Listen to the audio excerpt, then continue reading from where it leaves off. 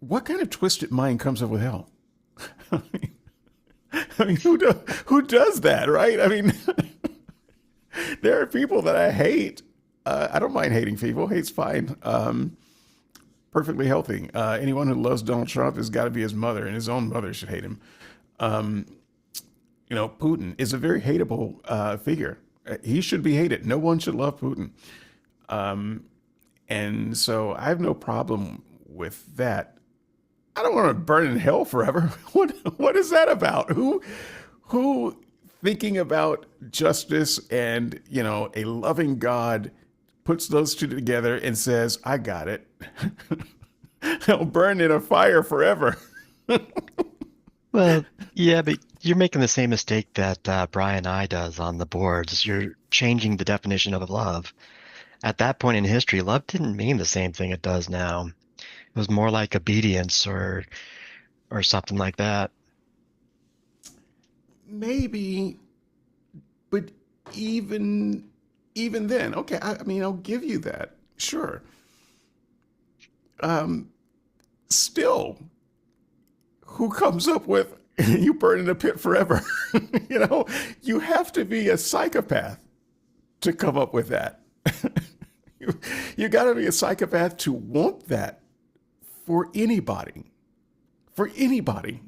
So Yeah. I'm just trying to think out of the human psyche of people who should be, just say normal and well adjusted as gods develop and religions develop. How does any religion come up with burn in fire forever? I mean, this is People even that really want to Satanists don't scare. believe that. I mean, what? I mean, you know what I mean? Well, What? How do you get that? you get it by wanting an outgroup. Our psychology runs on them versus us, and that's the ultimate them. You don't want to be them because they're going to be tortured forever. Hello, hello, and welcome to another exciting episode of Skeptic and See Your Sunday Sermon. This is for us. I'm David Johnson. Let's get started with. Uh, oh, look who just showed up. Emperor Brian. Now, if you, good sir, also Matt Taylor, wonder why Emperor Brian is Emperor Brian, it's an inside joke, and it just happened. And he accepted the mantle, believe it or not. So, there it is. So shall it be. I was hoping to have, the other Brian, since Brian is actually one of the only mods that actually cares about modding on the show, I decided to give him a title too. He is now Procurator Brian, not to be confused with Emperor Brian. And we have Darren the Despot. He will never be anywhere in sniffing distance of leadership because all he would do is set up a bot and then go on a beach somewhere where his bot is not. Hey, if you're not delegating, you're not leading, right? And this is why he is Darren the Despot, people.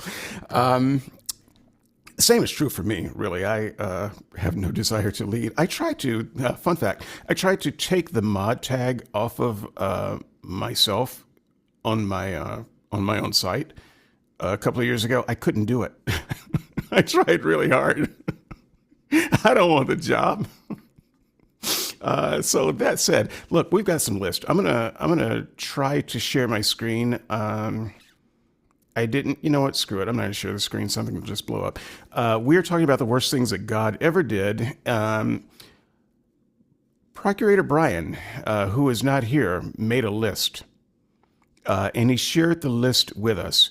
And I want to tell you that I disagree with every choice and idea that he made on his stupid fool list, and I want to spend the rest of the time roasting this list, except that my list looks an awful lot like his list. And so I'm going to have to be very careful what I say because I think we may have had some similar ideas. Matthew Taylor, you did you make a list? I made a list, and you're wrong. My list is right. Okay. All right. I can't wait to see it. You'll be disappointed. It's a guarantee. But yeah, you can wait. Well, I mean, Matthew, there's always a thin layer of disappointment in you. You know, Comes from being white, I'm afraid. I mean, it's just, I think it's more the English thing. I mean, we're slightly disappointed. Careful. Careful. So, We'll set our Boris Johnson on you. You'll have no chance. we've got then. your Boris Johnson. What are you talking about, man? We've true. already got one. Oh, please. Our Boris Johnson is on steroids. So, Yeah, can't argue with that. I'm going to, okay, no, I changed my mind. I'm going to try this. I'm going to try to put my screen on the screen. We're going to go through this pretty fast. And I'm going to share out, if I see it here, big right mark down, I'm going to share this screen. Do you see a word processor on screen where it says Procurator Brian's list? Yes. Okay. Okay. Then it worked. Fantastic. Unfortunately, the overlay of our faces on the side, and well, it's blocking off some of the screen now, so I cannot. We're on the side, are we? If I point that, that one's wrong. Yeah, how does that work? I can't read the list because it's being there's an overlay. Can you all read the list? Can you see the whole thing Yeah. from left to right? Yeah, because my icons are above, so I can see the list perfect. Okay, fantastic. Then Matt and Darren, I'm going to let you be the official readers because no matter how big I make the print, I can't actually read it. Thank you, Zoom. Thank you so much. Interface designers, what are you doing? Developers should not design interfaces. How are you doing? I think those of us who are developers who don't know spit about development, we are the future. Because we use apps. Copilot does all my developing now. We use the apps. We use apps. We know what we want the apps to do. We know what we want them to look like. I am fairly convinced that developers and big companies that make apps don't actually use computers. I don't know about you guys, but my designs look like an uninspired third grader did them, so I'm doing just fine. You know what? I'm gonna let that be. We're going to start with Procurator Brian's list, and here's what I want to do. I'm going to use his list as the order of conversation. I was going to use the list based on the order that I did them in the show, but I don't care about the order I did them in the show. This is Brian's list from 7th to 1st. 7th being the least bad, 1 being the most bad. And I think that we'll get a chance to maybe talk about some of how we think about the list and what is bad in terms of a God. But we are going to go through it quickly. So I'm going to ask Matt, would you read the Procurator's number 7? Number 7, religion. Religion isn't all bad, but the bad parts, parentheses, showing tribalism and in-out group virtue signaling and conflict, are significant. Humans created a lot of it, but God is on the hook for inciting its creation and not checking its destructive execution. Oh, I like those last few words. Yeah, I'm going to go ahead and disagree right off the jump with Brian's first few words. Religion isn't all bad. Yes, it is. I think conceptually speaking, religion is bad. So given a God, we have someone, in order to get religion going, you have to have a God who wants religion. They want to be worshiped. They want to be worshiped in a certain way. They want to be loved in a certain way. And they want rituals for whatever reason. for some unexplained reason, they want you to do certain things in a certain way and stand on this foot and face north and pray 5 times. They want the religion. And I would say that religion never added one thing to a human relationship. Matt, you and I, we love each other. There is no religion between our relationship. That's true. I love do you. Scream, "Oh God," a few times during our relationship. There is, we're not talking about that. Okay, this is not the After Dark.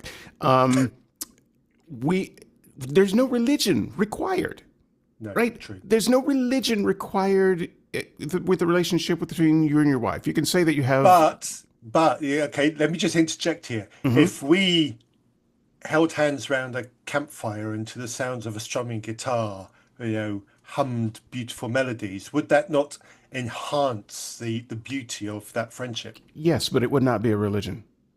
It's not. There's nothing that says we have to do that every Tuesday. Which we No, probably but should. doing that every Tuesday would make Wednesday morning much more pleasant. Or worse, because we stayed up too late. Okay. Right. I mean, I'm just saying that it's just not necessary. And I know that humans like to create rituals. It's a thing that we do. But I'm not putting this on the shoulder of humans. I'm putting this on the shoulder of a God who wants this. This is God saying, if you want to have a relationship with me, it's got to be mediated by this religion. And so I just think that religion is, in fact, especially in terms of a God, a bad thing in and of itself. So I understand, I think, where Brian is coming from. I just happen to think that in this case, if we're not talking about humans who have a tendency to do it. We're talking about a God who demands it. Okay. I'd like to challenge you a little bit on that. Is there not something in that religious moment, in that religious experience, that creates community, and that community can and arguably does promote and encourage caring for the more needy in your community and in the wider society? Yes, but that's not religion. That's just human society. Well, and also be aware that it's not like God has one religion. There are hundreds of religions, thousands of denominations. So talking about religion as one thing doesn't really work, just because it's inherently multiple things, which inherently creates division. So I will say that my upper 4, 7 through 4, I do have religion in there. So it's not as far off from Brian as say, but I think that religion is maybe worse than Brian gives it credit for. But the Emperor is here, and he will only be here for a short time. Where did you put religion, Brian? I did not. Okay. Where do you put religion? I think it's too vague by what one means by religion and stuff like that. So yeah, there's terrible religions, and there's people that have had religious experiences that helps them, and it helps them be better people. So, I don't have a good feel for that. Okay. Yeah. So, I mean, I guess the way I'm thinking about religion is religion as an institution. Because if you get too vague with the definition of religion, all you're just doing is saying society, and you're just using a different word for it. And I think there is a sharp difference between society and religion. Otherwise, we just say society. but there's a reason that religious people use religion and not just general people doing people things. So there is something extra poured into that, and the extra that's poured into it, I think, is fundamentally poisonous. Darren, where did you have religion? Well, it's in comparison to all the rest, so I have religion at number 5, and mostly for the reasons I stated, just because it promotes dogma and gives people moral support to be horrible to other people, and then gives them excuses to be horrible to other people because of the other religions. Matt, where'd you have yours? What number? Yeah, my list is a bit different to yours. I'm wondering if it would be too much of a spoiler to reveal my list right now. Okay, great. Let me ask you this: is your religion in the upper 4 or the lower 3? Yeah, it's up. It's Okay, definitely up. okay. So it's in the upper 4. So I am going to make a case for agreeing with Brian's placement of number 7, even though I don't personally have mine at number 7. Simply because everything else is worse. So it's not because I feel good about religion, but considering the many different ways, I will take the emperor's suggestion here because there's so many different ways of thinking about religion, let alone different religions, many of which are not harmful in the world. To just say religion, it's probably too vague to say it's bad. You'd have to have a specific kind in mind. And since we didn't get that specific, I recommend if we're going to do a universal tier list, which I would like to try to come up with, I think Brian probably has the right of it. In this case, probably both Brians probably have the right of it. However, I will leave you room to make your case, Matt, because I can't wait. So I don't want I don't want you to reveal it, but I might ask you upper 4 or lower 3. So I have them kind of separated out that way. Number 6, Darren, would you do 6?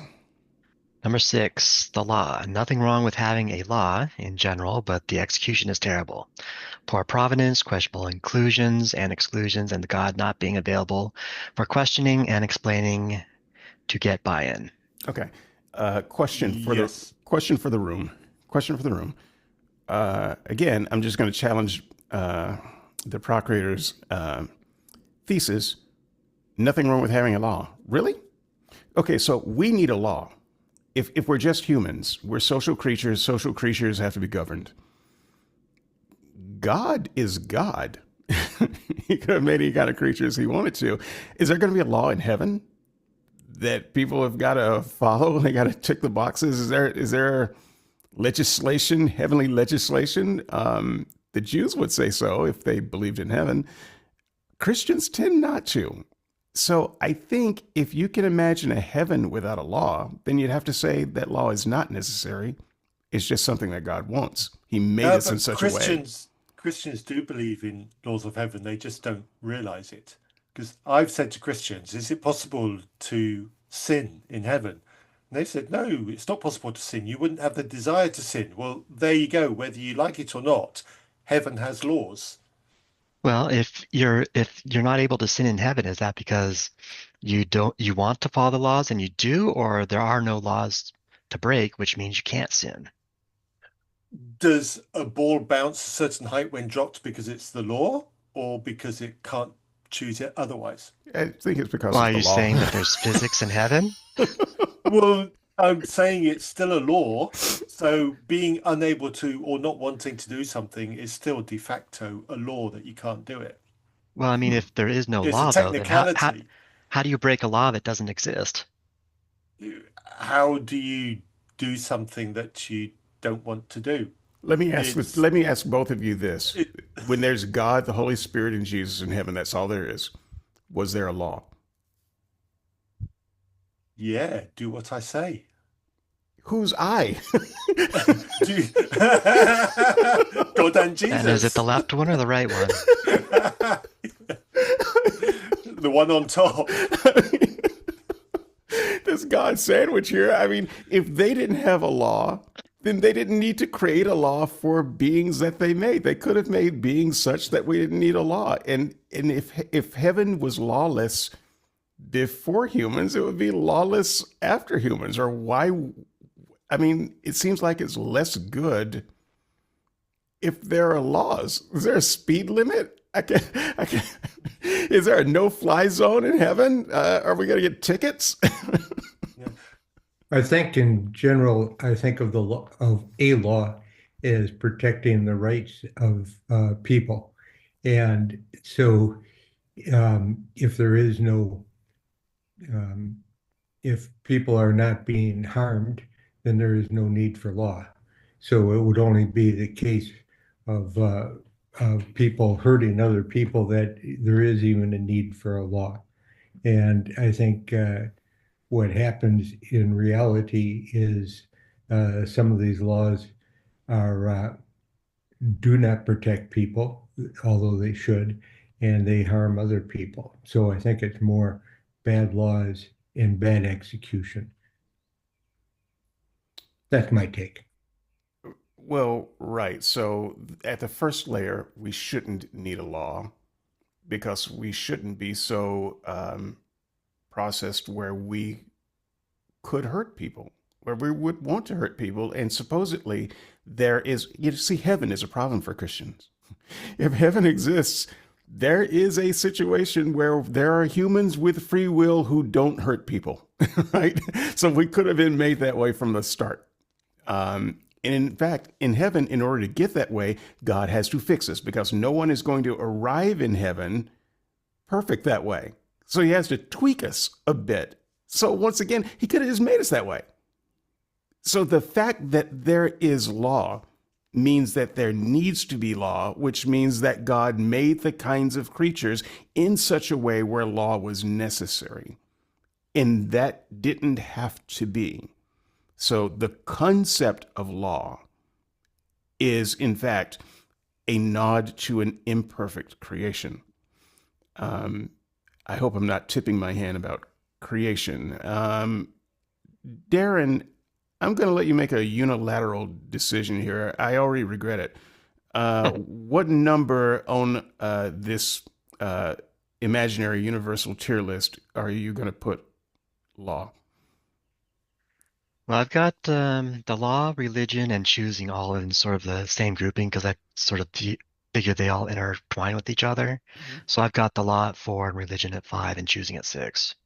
Yes, but being as fair-minded as you are in hearing the arguments, where will you put law? Pick a number. Do 4. not run it through AI. Just pick a number. 4? Where I put it? Okay. I think We that's should put these lists to the various AI engines and see which order they put them in and have an AI face-off. now just write an app. He's working on it now. He'll be done by the show's over.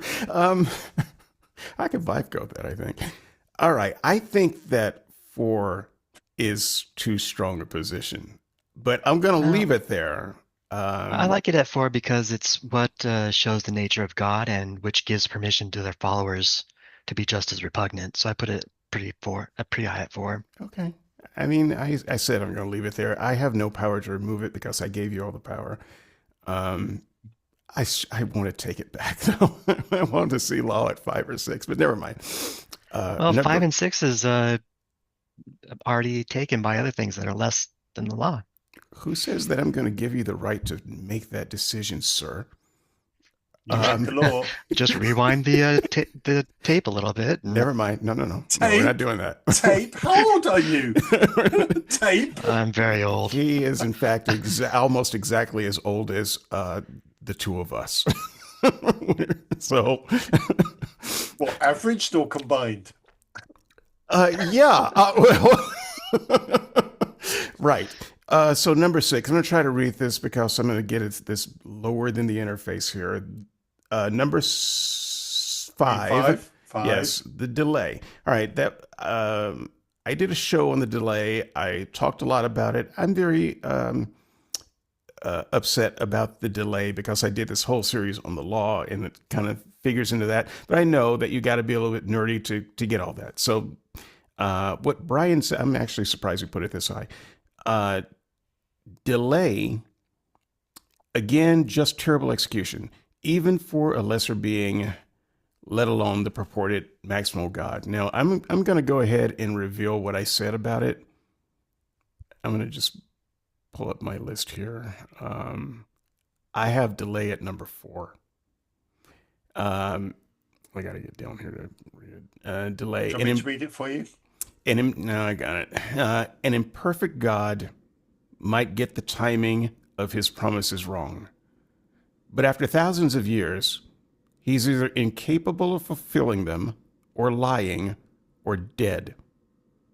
The fact that he strings desperate and mentally unstable people along for the ride, such that they have to continually make excuses and lie to themselves and others, is the poison cherry on top. And let me just be very clear. I'm not saying that all believers are mentally unstable. It's just something that happens to attract mentally unstable people too. And especially when it comes to the promises where we get a lot of prophecy and eschatology, it's the deep ends of the kook theology pool. And you see some of the most unstable around those things, which all has to do with the delay of promises.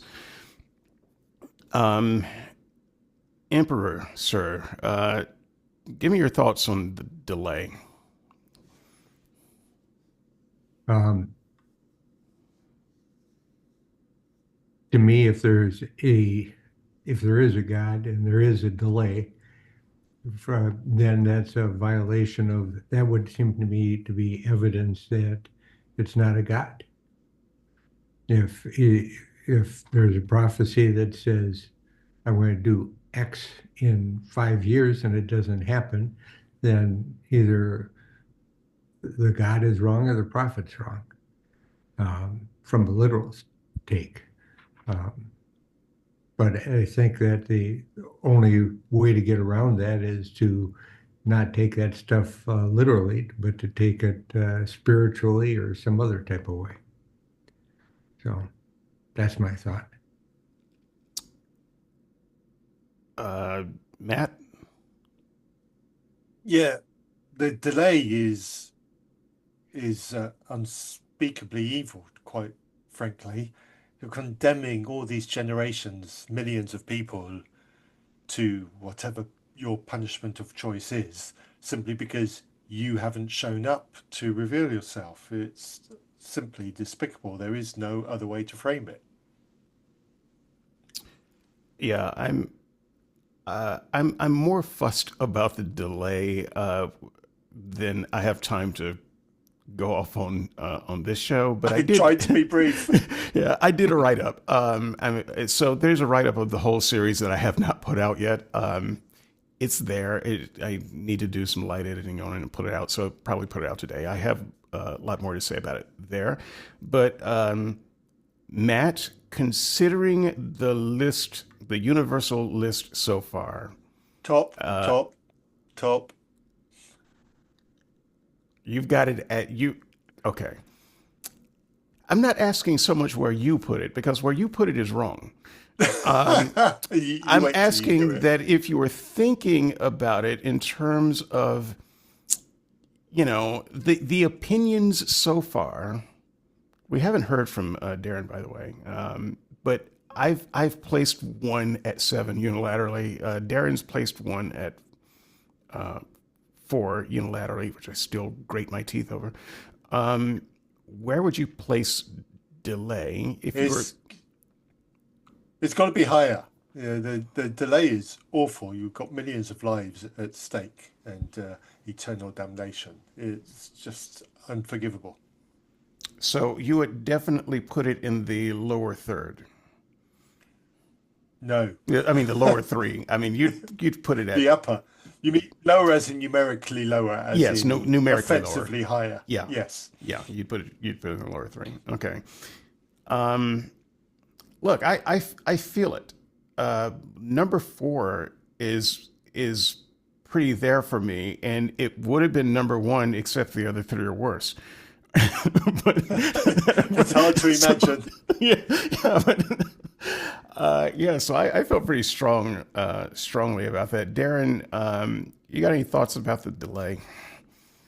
Actually, I have a lot of thoughts about the delay. I put it at 7 because I think it's actually a good thing and not a bad thing. In fact, I think he should have had a lot more delay. I see where you're going. I see what you did there.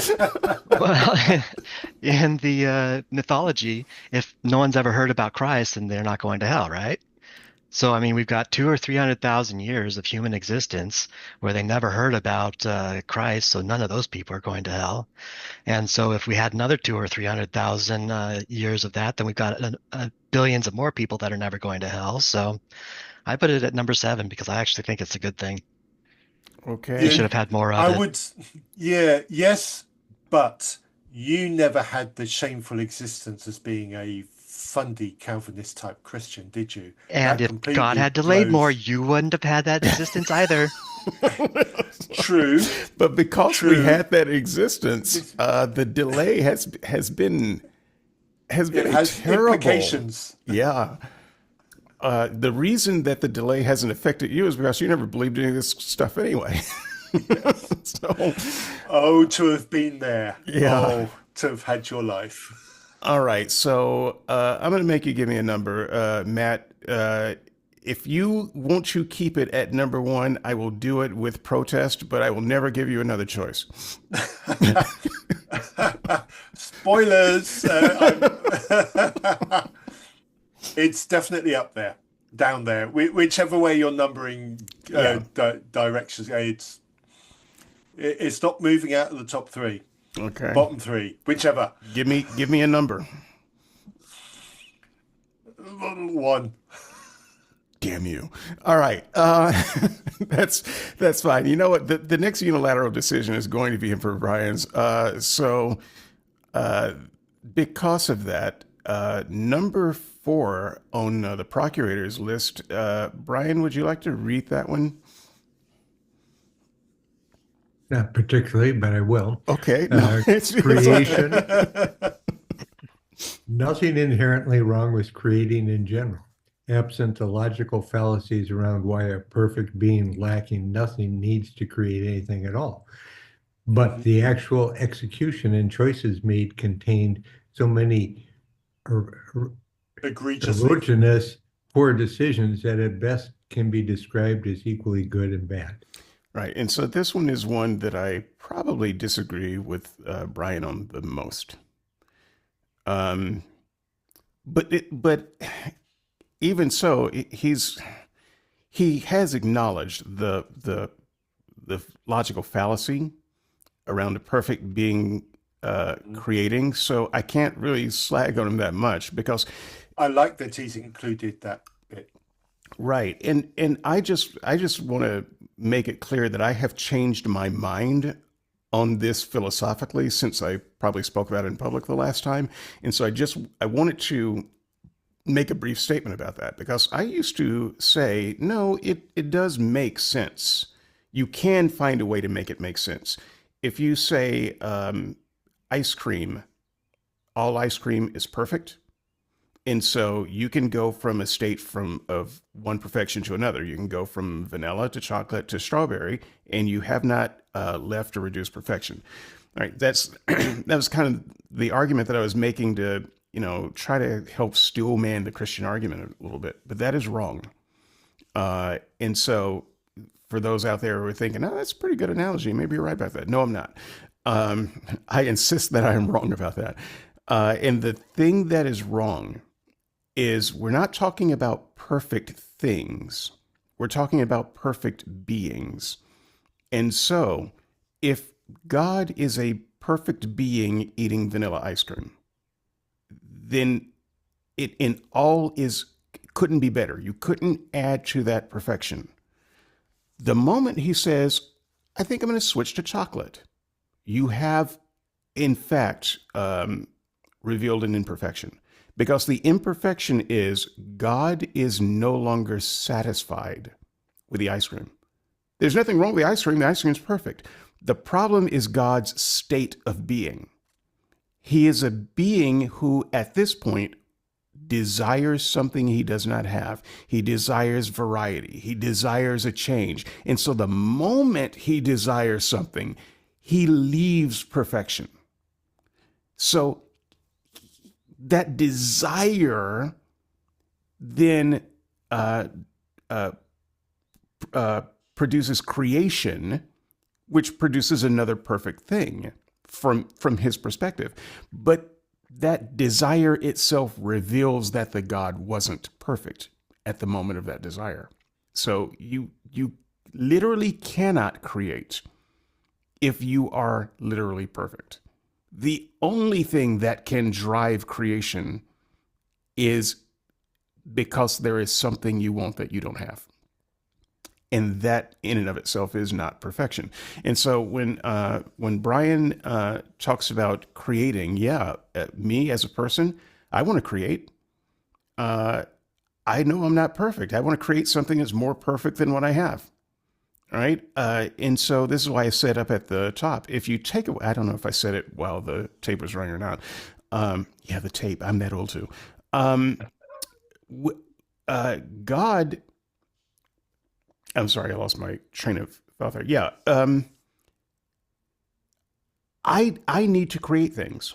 I need perfection. So what you have to do in order to map creation onto a God is you have to imagine a God that is not entirely perfect.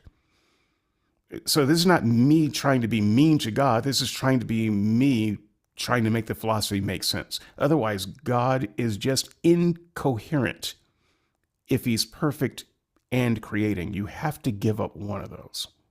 And I think that you have to give up perfection because the Christian is never going to give up creation. All that said, that doesn't tell you where I would put creation. Up until almost Showtime, I had creation at number one because everything else is an entailment of creation, and so it kind of starts there. But that's kind of my thinking there, and so I get what Brian is saying, but that could have easily, I think, been in the lower three. David, you say that you point out the logical problem of creation of an all-perfect being, but that doesn't mean that doesn't entail that there's that creation itself is terrible. No, it doesn't, except you could infer it because it was created by an imperfect being. I think it depends on what your definition of perfect is too, I think. Well, and this is the other thing that I had thought about saying, but decided not to for time, but I'm just going to say it now, and I'll just say it quickly. I don't believe in perfection. I believe that perfection is kind of like nothing. I think it's a philosophical puzzle. You know, you can say the words, you can kind of sort of imagine it, but we don't have any examples of a nothing in our universe. It actually is a little bit hard to conceptualize when you try to think about it in reality. There is no nothing. When Christians ask, why is there something instead of nothing? And I would say, what do you mean by nothing? It's a stupid question. And in the same way, perfection, what do you mean by perfection? How do you define that, even conceptually? Because I guarantee that once you start defining perfect conceptually, you'll realize that it is an impossible trait. It is something that would have to remain static, which God does not. So I don't actually believe in perfection, which is another one of those reasons I have to take that out of God's characteristics in order to make this list work at all. Yeah, see, for my concept of perfection, it doesn't require being static or not having desires or anything. I think if you don't have goals, you can't be perfect. So in order to have goals, you have to have desires. Okay, except God isn't supposed to have desires. Is that because of your definition of perfection, or is that no, like it's just because it's a Christian definition of God. God doesn't need anything. And I don't make a difference. I don't make a distinction between a desire and a need, by the way. Oh, yeah. See, I do. Yeah, because if you desire something, then it is a thing that you want to have that you don't have.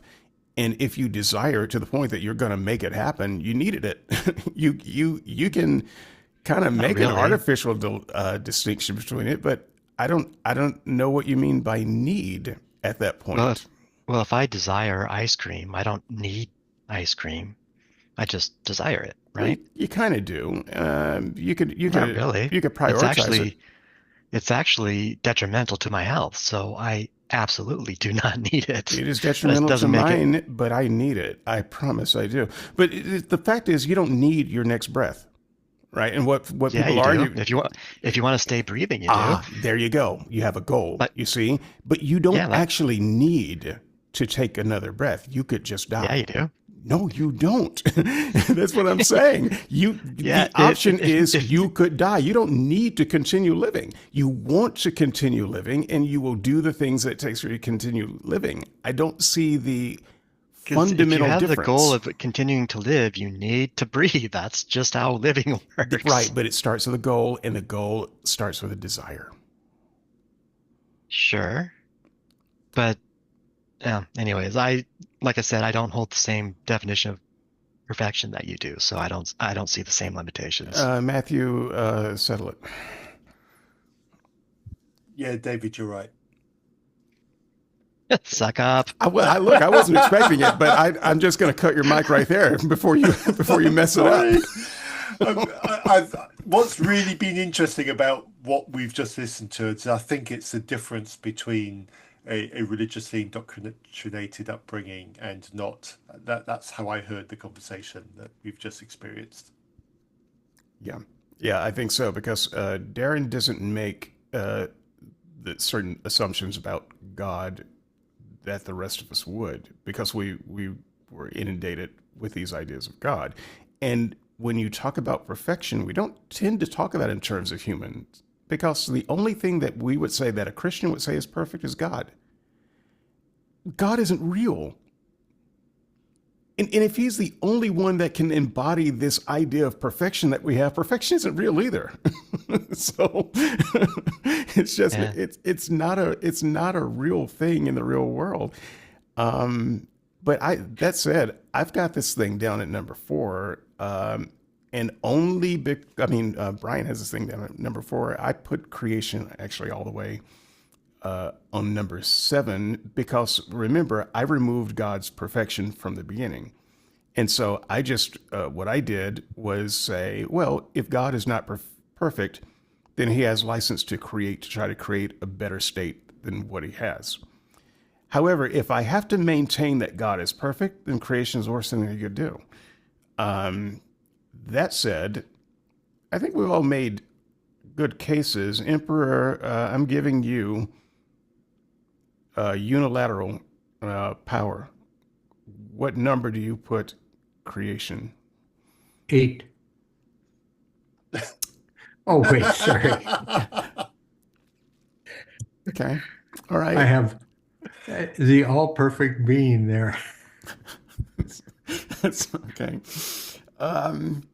Yeah, okay. All right.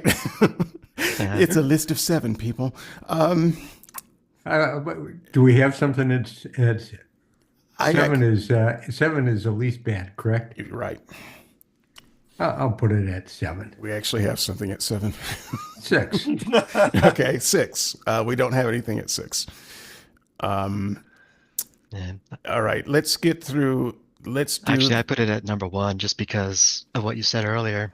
That's the point where he was designing and making all the choices for everything else. So if everything else is horrible, then the designing and implementation of it has to be even worse.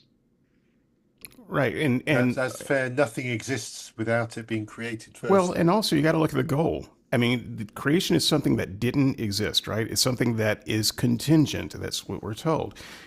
And so God wanted this to be this way. And you can't say his execution is bad because he's God. He looked down the future. He saw exactly what it would be and say, "Yeah, I want that. I want that. I want that outcome right there."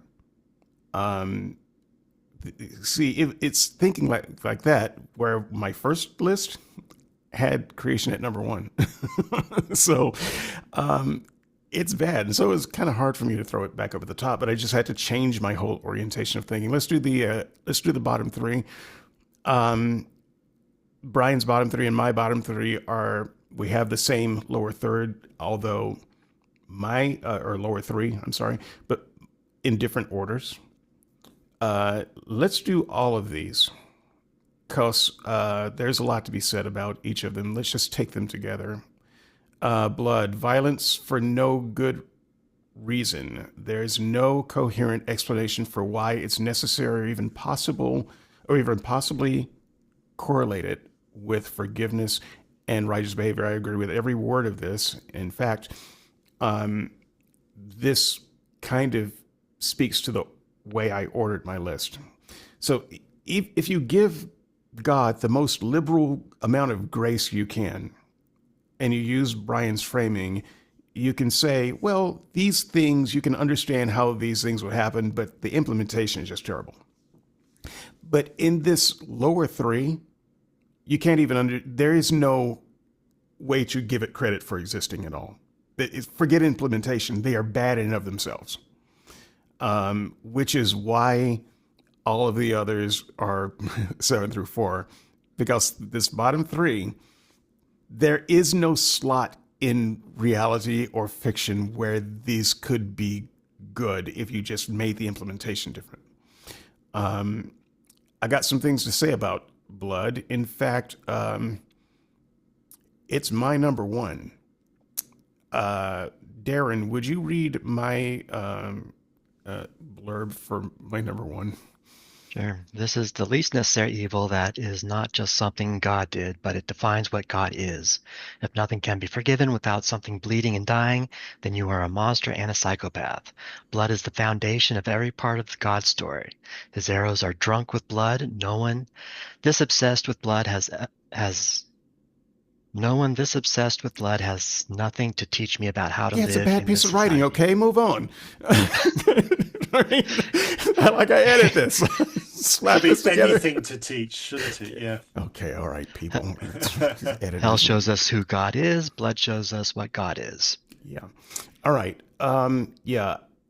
Yeah. After reordering the way I was thinking about the list, to me, Blood was the obvious number one. There's simply there's no exercise of the thought of blood and the way blood is used in the God story that can possibly be good.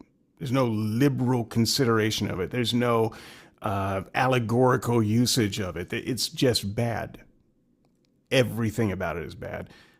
So the Procurator has put it at number 3.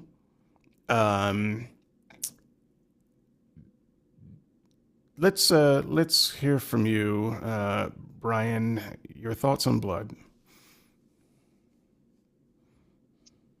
I think there's plenty of Christians that can get away with thinking with dismissing blood, saying that it's not necessary. It's a misunderstanding from the human point of view of what God wants, so they can dismiss it. I think if you're looking at it literally from the scriptures, then there's, as you say, there's no reason for it, and it makes no sense. So that's about all I can say about it. It doesn't make any sense to me. Matt?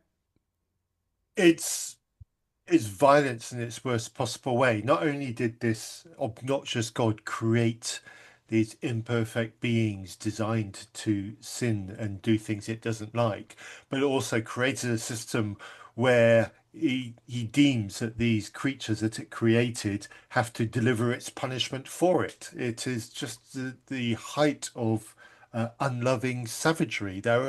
English language just lacks the right adjectives for me to describe the horror that is this. Darren? I think this character of God, where he needs God or blood for forgiveness, and the more innocent the blood, the more forgiveness he can give, Yeah. is sort of what corrupts everything we've gone over so far. The law, Mhm. blood is what corrupts it, makes it horrible. Religion, the sacrifice of Jesus, of his innocent blood sacrifice, that's what corrupts it, makes it horrible. His choosing his favorites and telling his people to go and murder and slave others, Yeah. all the delay, everything, blood is what makes this aspect of God, this blood desire for blood is what makes everything else corrupt. Since number one has already been taken ill-advisedly by Darren for was it creation? What was your number one? Creation is number one for me. Yeah. I'm sticking blood at number two. I wish it had come up sooner. It's just the worst. I know, but you see, the only reason creation the is not awful there. cherry on top of a shit pudding. Yes. It's so bad. All right. Chosen. Look, I'm gonna. The fact that Brian has it number two, I have it at number three. Like I said, our lower thirds have the same stuff in it. Playing favorites, pitting tribes against each other, creating division out of nothing for no discernible reason. What are we doing? This is why? I just don't understand. Humans, great. You can say humans are sinners. We have favorite things. Okay. We like this as opposed to that. We didn't create any of it, but we like this thing as opposed to that thing. We like that person because they dress better, and that person's a gossip over there. Okay, I get it. I can forgive that. We need to work on it. We need to do better. But that's also society. Society can work just fine when people choose, make choices based on their preferences. There's nothing wrong with preferences. There is something wrong with God having preferences. That's what makes it bad. Humans having preferences, perfect. God having preferences, that can only lead to war. There's nowhere that can go. There's no good place where God having preferences ends. I think we just lost the emperor, and he said that he wouldn't be able to make it all the way, but he was close. That said, Darren, where do you? What slots do we even have open right now? Where do you put choice, the choosing? I put the choosing at number 6 because I thought the law, religion, and choosing were all sort of intermixed and all dependent on each other. Okay, do we have anything in the number 6 spot of the universal list? Oh, I don't know. I haven't been keeping Not track. sure. You want me to take notes? Well, you know that I don't take notes. What do you... I've got a longer history of not taking notes than anybody. Yeah. Jesus, David, don't you think I am? I just take notes in school. What are you talking about? That's when I had a memory. Okay, and number I one. think 5 is still open though. Okay, so but we got a Number problem 5's alive. because we got two choices. Both of them should be in the lower 3, and they're both going to have to go above in this universal list. We gotta take one more pass at the universal list here. Hell, clearly the worst thing. This is our procurator.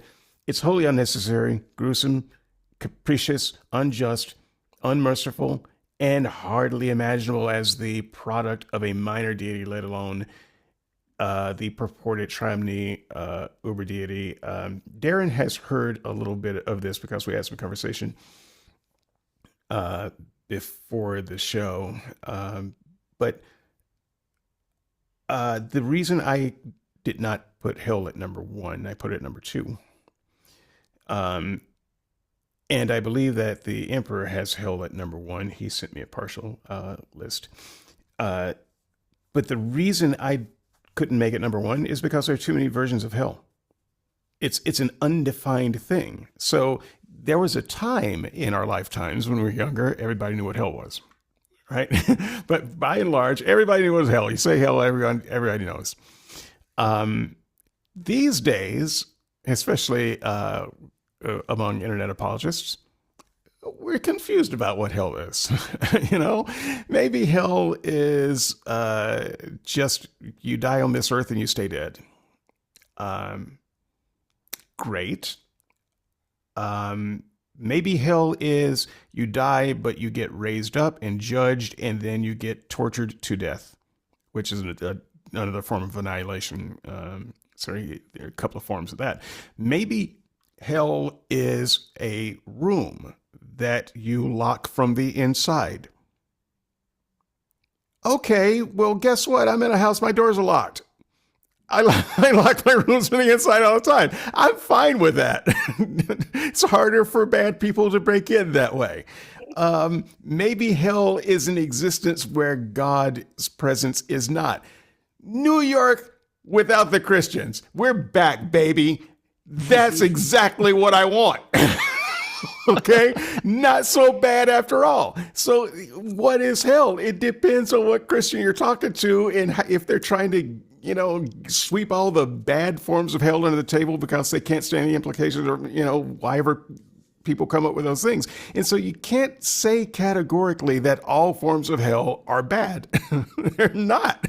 And so I know what we mean when we say hell, but there's too much room in religion.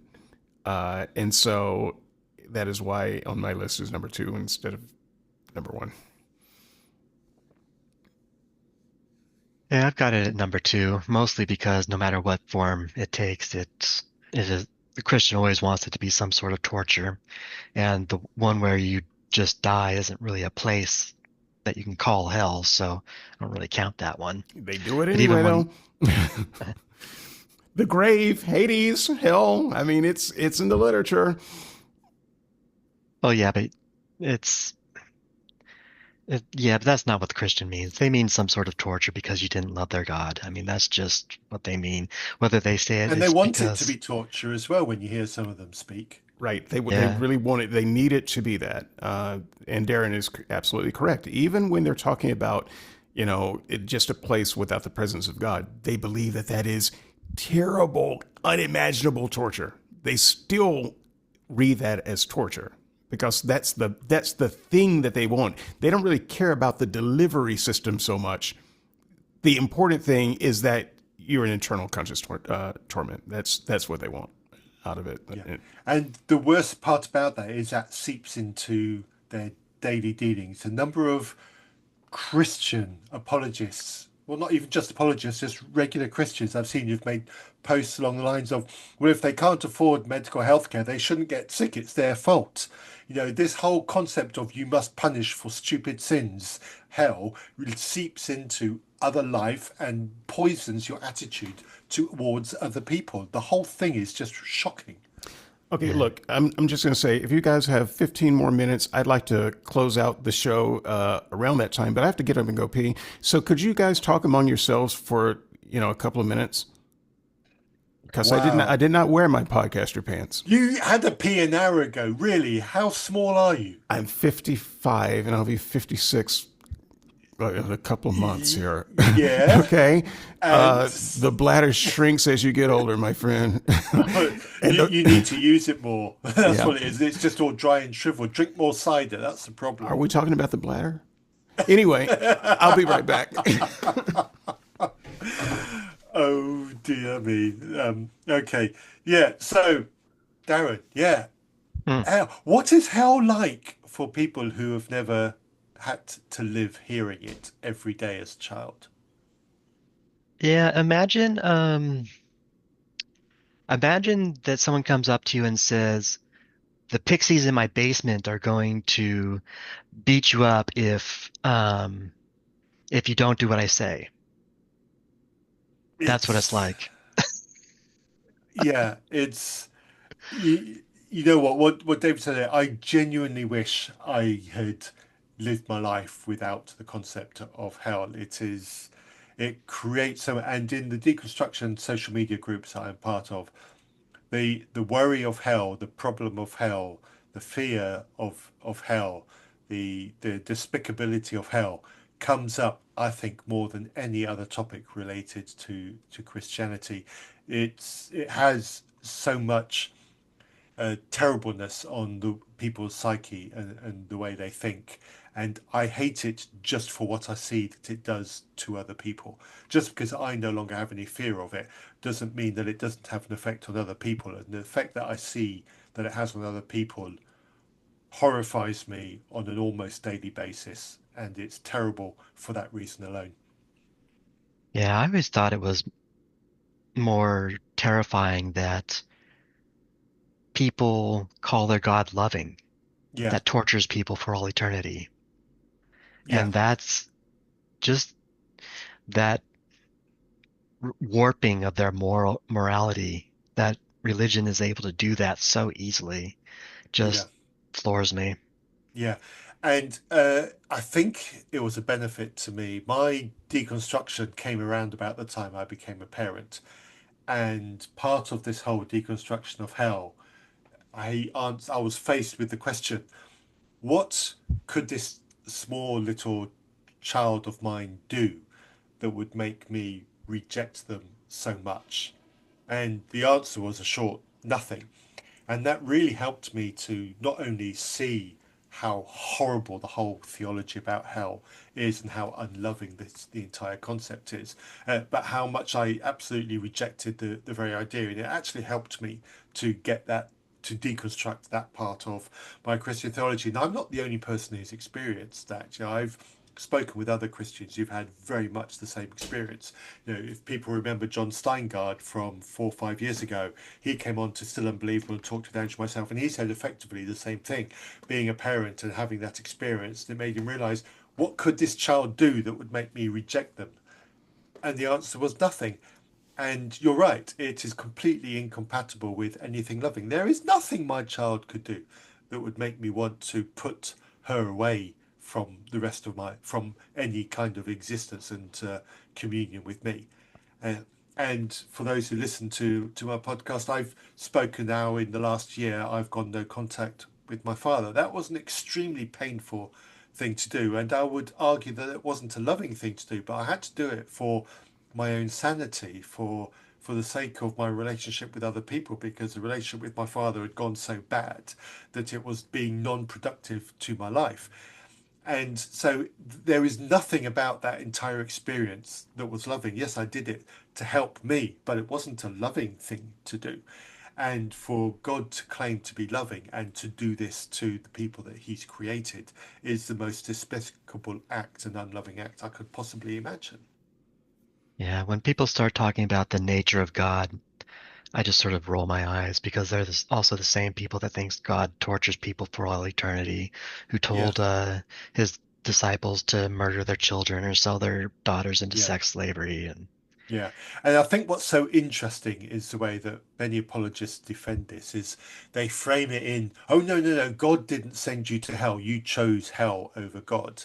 They have to frame it that way because they recognize that God doing that is not a loving act. So they have to reframe the narrative to make it your fault because you chose hell over God and over perfection. Can I And the interject? only way they can do that is to rescue God's perfection and God's love, but it simply doesn't work. Yeah, can I interject right there? You When I, only heard half the conversation. How can you possibly interject? oh yeah, no, it's easy. Professional podcaster here. I could name that argument in one word.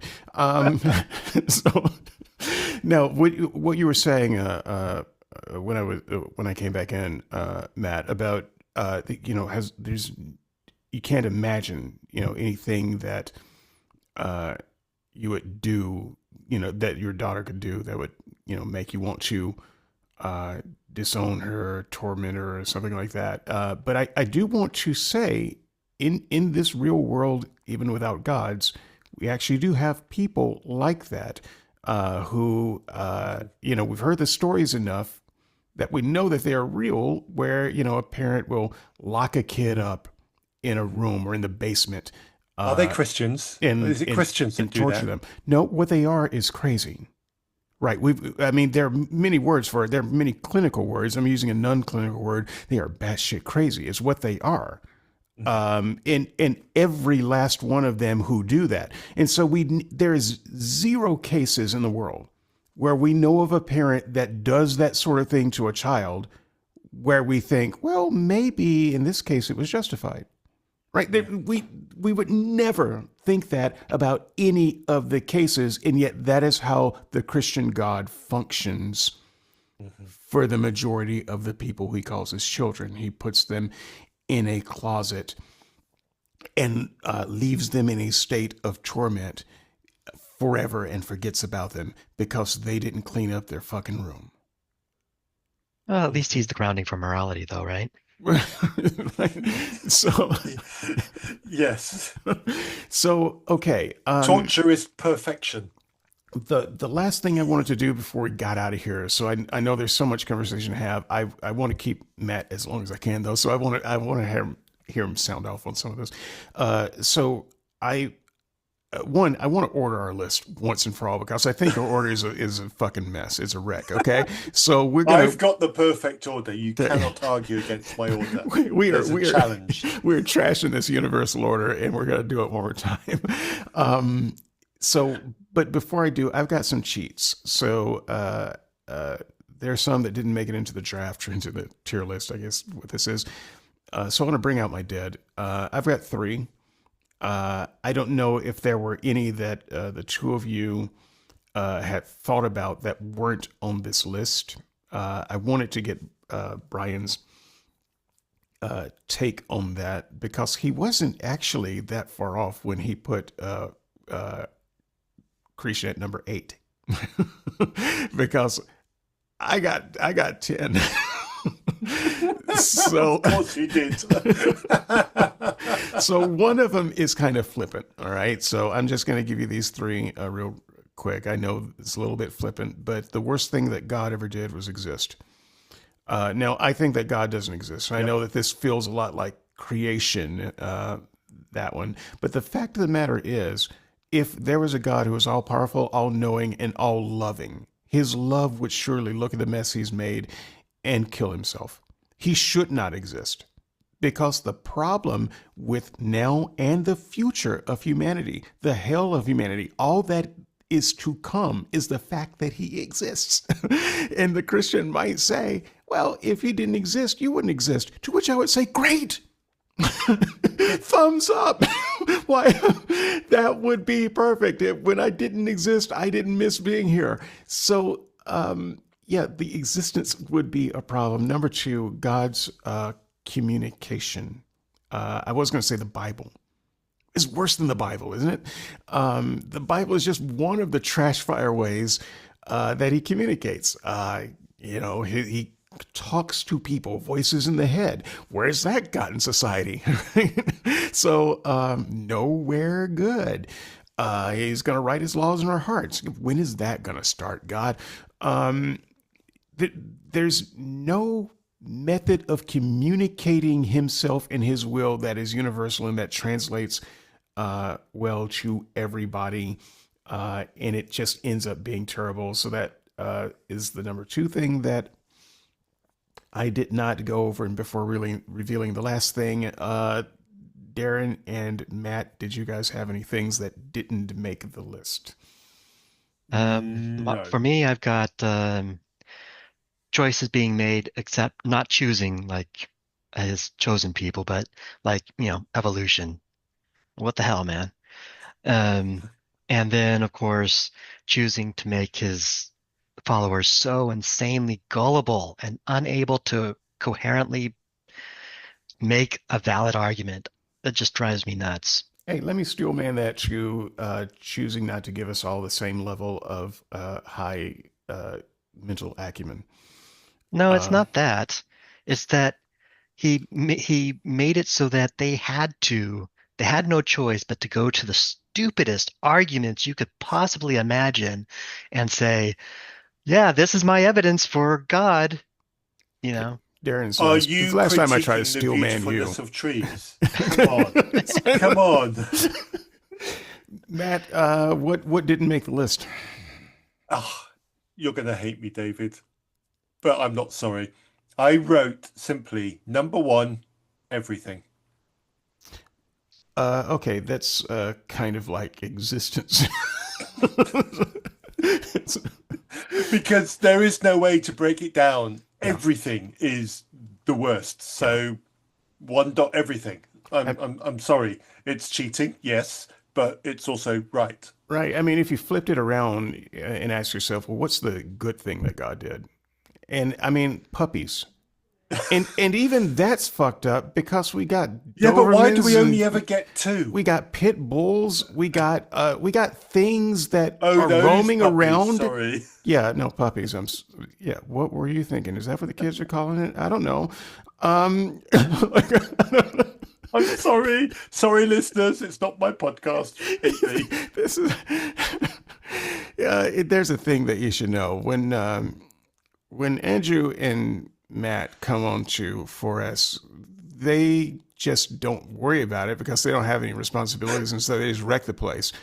Which is exactly what I do when I go on to their shows. So I am far worse to their shows than they are to me. We need to have a conversation, David. We really absolutely do, because I've done 5 back-to-back interviews with Christian authors, and they've all been beautiful conversations. I need to have a poo fight. So we need to have a conversation so we can just chuck some stuff. No problem. You know where I live. Okay, look, my number one of the ones that didn't make it, faith. It's the idea that that our any good future that we have is based on believing things that we are not convinced of. Oh, I mean, if you can be convinced of it, then great, you're one of the lucky ones. I'm not convinced. I'm simply not convinced.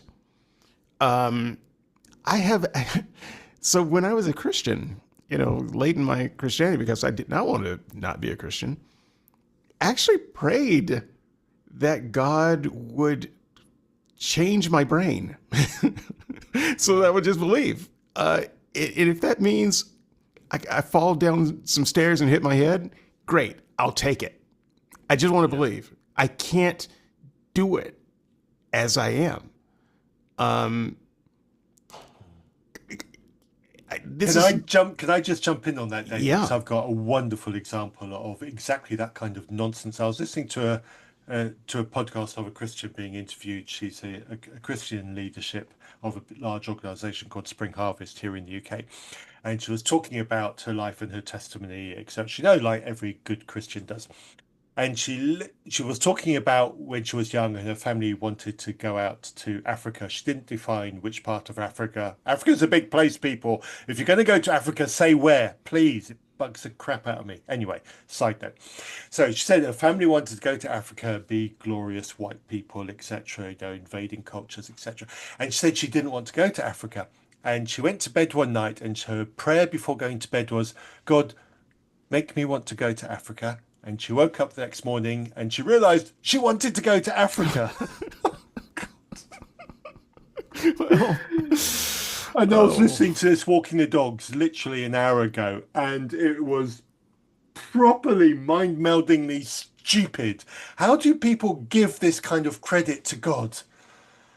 I don't know. Sorry, rant over. I don't understand. This is part of that choosing thing. So, if we just give a Christian their arguments, then God is choosing to give some people things and not other people. When they pray the same prayer, they want the things, God, forgive my lack of faith. Please give me more faith. That seems right. Except some Christians say, "And God gave me faith," and I say, "And God took what little I had away." Yes, And you did that that to me too, David. that is just it's unconscionable. So as I stand now, I'm just fucked, right? If the Christian story is true, I'm fucked because I can't believe. Yep. Can't do it. I've tried many times. I've tried since you guys have known me, right? Can't do it. Yep. So Number of times I went to bed literally praying, God, help me believe. I need to believe in you. And the number of times I woke up the next morning still having trouble believing in God was every single fucking time. yep. Well, if it makes you feel any better, David, if the Christian story is actually true, you might not actually go to hell because he may want to just be petty and vindictive against some of the Christians and bring in some atheists. Yeah, no, it's not gonna happen. Just saying. I've dug my grave too deep. Yeah. I mean, he's far too evil and capricious to be relied on to send anyone to hell. Yeah. Look, folks, there's a lot of lightheartedness here, but there's actually some serious thought. And so when I decided to do this miniseries of the worst thing that God ever did, it was a journey of thought for me. Now it was easy. I can write that book 10 times and every page be different each time. And I think probably we all could. But I wanted to take a minute and think about some of the things that really were kind of deal breakers to me, and things that really put me against the Christian religion in ways that are really hard to describe to someone who just hasn't been there. And so this is a list that I came up with. I don't think that we're going to do a reasonable ordering, although I would leave my bottom four in the bottom four, and even if you move them around a little bit, they would still probably be there. That said, number one is reserved for blood for me, because that just shows the nature. If I had to break it down to one thing, it shows the nature of who God is. God could have said, there can be no forgiveness without a sincere apology. Right? That's done. There could be no forgiveness without a bouquet of flowers. Flowers are beautiful. Flowers spark forgiveness. God, that could have been it. It's all arbitrary. So for this God to choose, there could be no forgiveness without killing something, is just the most despicable kind of statement of who the nature of this God is. And Christians say, no, he couldn't just choose anything. It's his nature. Great. Then we're talking about his nature at his very core is a creature who needs to create things just to see them die. Yep. Hell to me is just an entailment of blood. It's an entailment of who and what he is in his bloody nature. And so that's just how he expresses the blood. Yep. That said, one last chance to come around. Your worst thing, you want to keep hell at the bottom there, Matt? Yeah, well, I've revealed my list to you. I ain't changing my list. Okay. Oh, but that list, yeah, Unbelievably, I just gave you an out. I ain't taking it. Unbelievable. I am a stubborn bastard. I ain't taking it. I mean, the thing is, you're a really smart guy, and Allegedly. this is not your finest hour, Darren. Darren, I believe that you were holding fast on creation. Yeah, creation is the number one for me. I mean, you could, using my logic, you could probably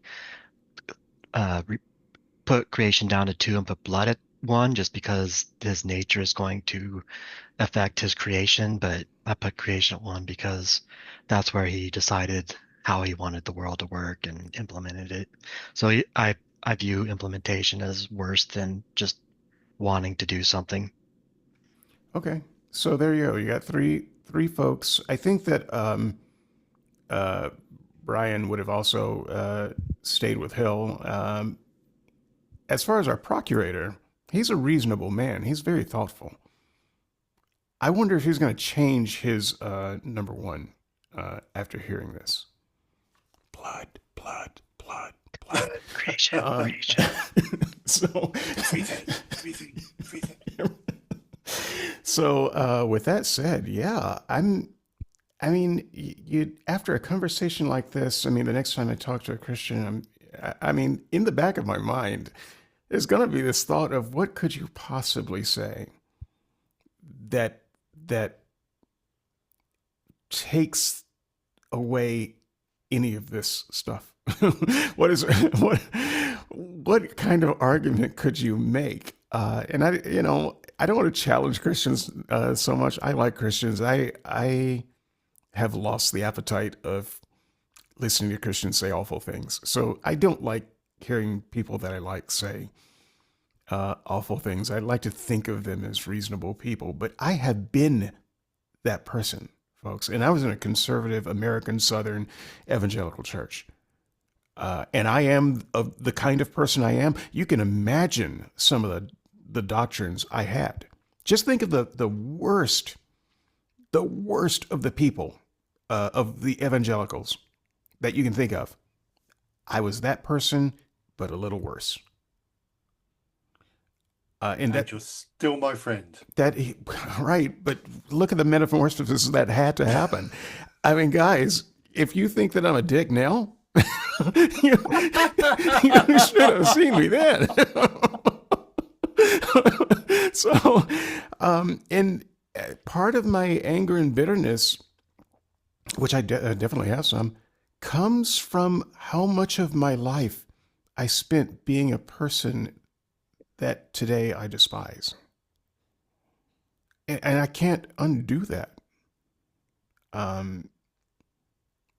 That's what this stuff made me. And if there's something that I can do to head someone else off from that path before they get as far down as I got, then it was worth it. Thank you so much, Matt. Where can people find you? Reasonpress@gmail.com. Still Unbelievable podcast. Stalk me if you dare. I am Spiky. And I am outside your house. I mean, this is not the thing, but not the time or place, and we haven't talked about this. But Brierly has written a couple of books since we did Still Unbelievable. I have not read any of them.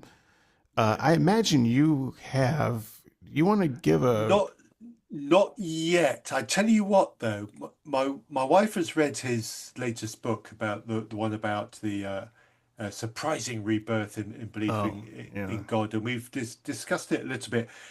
A lot of people are unconvinced by it. It's received quite a bit of pushback. He's done a podcast on it. I'll tell you what, I've not yet listened to any of his podcast episodes, and there's a reason why I've not done that. I've got a plan. I'm going to find some time.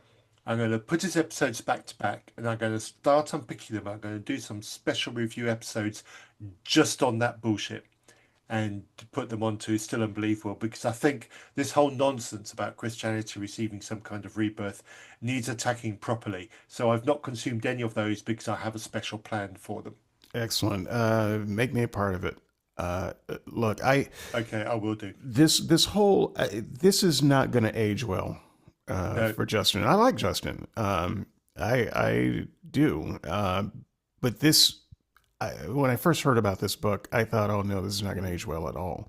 No. He's way too premature. Yes, there are some surveys out there that suggest that there's a small uptick of young people interested in going back to church, that sort of thing. That's out there. You can look at your Gallups and your Pews, and you can see that. But it's a small uptick. There are also, in those same surveys, men are wait a minute. What is it? There are fewer women. The reduction in women in religion now. Whatever it was, women were on.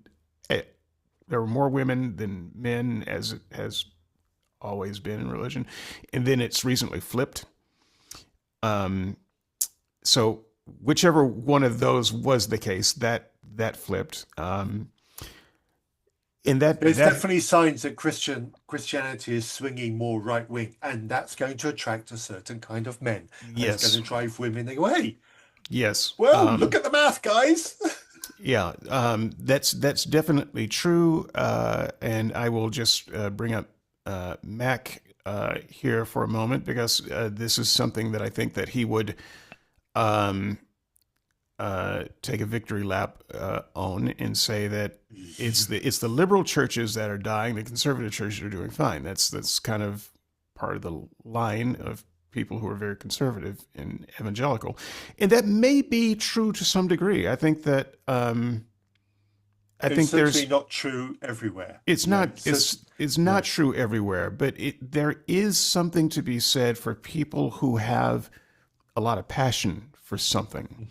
Passion is what drives a movement. Not being right or wrong about it. Passion is what sells, and I think that you have never had a more passionate right-wing fundamentalist base in American history than you do right now, because they feel under threat. And so they're the most passionate and the loudest, and that's been the case for a number of years. Maybe the last decade, we could say. Unfortunately, that also tends to go hand in hand with racism and nationalism. Well, yes. Yes. You can't separate them, and it's ugly whichever way you look at it. So when Justin is talking about the rise of Christianity, I don't think he's looking at all the stats, and he's looking at a type of Christianity rising that even he doesn't agree with. The type of Christianity that he would agree with, that's in the toilet, and the water is still circling the drain. Although that certainly is true over in America. Here in the UK, there is definitely a lot of Christians who are fighting against this fundy extreme end of Christianity, and the more nuanced, more caring, more inclusive elements of Christianity are definitely seeing some kind of what's the word I'm looking for? Some fight back from that part of Christianity here in the UK. And I think that's more what Americans would call liberal Christianity, certainly seeing some growth here in the UK. But again, as you say, it's at the cost of the more shitty parts of Christianity. Yeah. I read these stories almost every day. And when I heard about Justin's book, I just thought, oh man, you are doing really dodgy. Yeah, sorry, carry on. I was just going to, he's doing a victory dance. The score is 50-0, and his side just scored a point. Yeah. And he's doing a victory dance. And I can't imagine that he's seeing numbers wildly different from me that would justify writing a book like that. Mm-hmm. And there's also some very dodgy use of statistics. Like there was one stat that came up about apparently more is being spent on Bibles, and people say, yeah, see, more Bibles being sold. No, Bibles got more expensive, so the amount spent on Bibles was more. We don't actually have the numbers of Bibles spent or sold. All we have is the amount of money spent on Bibles. Now, why is it that way round? Why is that the stat that's given? Why are those who are taking money for Bibles, why have they not released the actual numbers they've sold? If the actual numbers were bigger, they'd be shouting it. But no, they don't give us numbers. They give us the money. Yeah. It's really dodgy stats like that. And then there's this whole thing about we're seeing greater Gen Z people going to church. Hey, guess what? You're comparing the 2 years after COVID to the years of COVID. Well, of course you're going to see an increase. Yeah. So you've got some really questionable usage of statistics here, and it needs to be dived into more. And these kinds of mistakes and these kinds of dodgy use of statistics really need to be highlighted. Right. And the whole Yeah, Bible if the thing. Go ahead, Darren. I'm sorry. I was just going to say, if the AI overview is to be believed, all of Christianity is declining. Liberal Christianity is declining faster than conservative Christianity, and then there's 1 or 2 points in specific denominations that are growing a little bit, but overall the entire thing is declining. Right. And that's exactly the picture that you get when you read, a year's worth of surveys and articles and such. That is the picture that you get. And you can tell that this push for regenerating church is artificial when you get statistics like the number of Bibles. That's such garbage. The only thing that should matter to the Christian is the amount of Bible reading that Christians do. And you know Atheists what? read the Bible too. Here's the thing. Even by all fundamentalist Christian surveys, the amount of Bible reading among Christians is going down, not up. Here's why. That would actually be helpful for Christianity, quite honestly. What's going on there.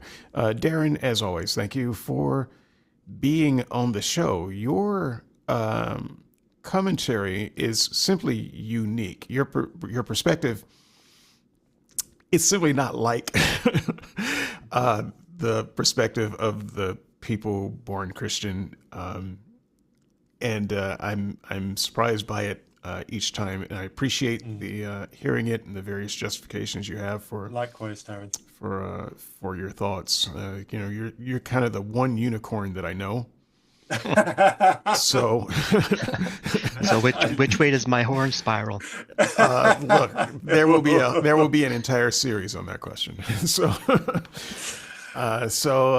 Skeptics and Seekers, skepticsandseekers.squarespace.com. Log in your discuss away. Send me an email, skepticsandseekers@gmail.com. Until next time, I'll see you in the comments. And in the meantime, we are out. Be reasonable.